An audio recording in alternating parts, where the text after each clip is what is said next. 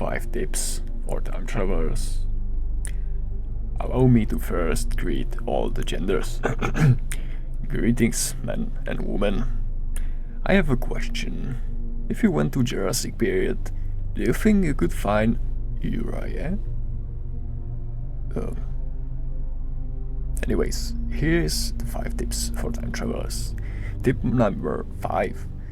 Wear protective suit. Any germs, diseases or bacteria could potentially wipe out the life in the past, which would allegedly create an alternative timeline according to some theories. But anyways, those diseases created by mammalian ancestors of yours could potentially be highly harmful to your health as well. Not even mentioning the parasites, fleas, mosquitoes, mold, inflammations and whatever else. Tip number 4.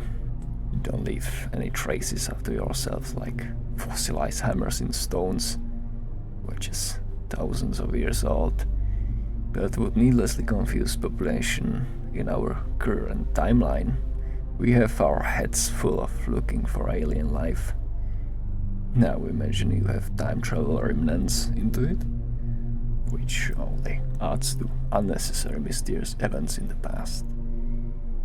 Tip number 3. Remind yourself that what you do is for science and educational purposes only. You can't decide to go kill Hitler or go get yourself correct results of some betting game. Instead, your way should be focused on uncovering facts we have no way of figuring out nowadays, like for example, How many feathers raptor had? what color, their behavior, because it could be largely different from their taxonomical descendants today.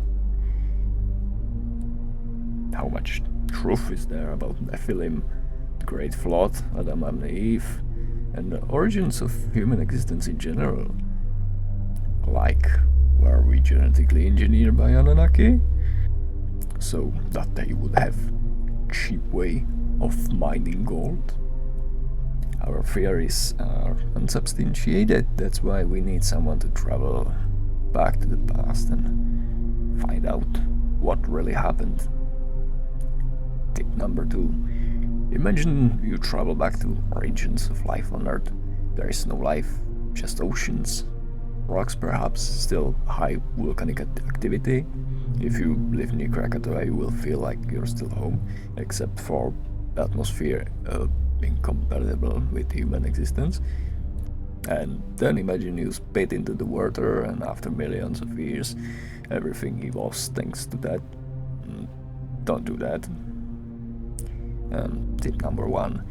If you have one, don't try to force your religion upon everything and everyone you meet. Trust me, nobody cares. Alright, that was all from me. You have been briefed. If it's a year 4052 you're watching this at, you probably have time machines by now. Have a good time and don't screw everything. Goodbye.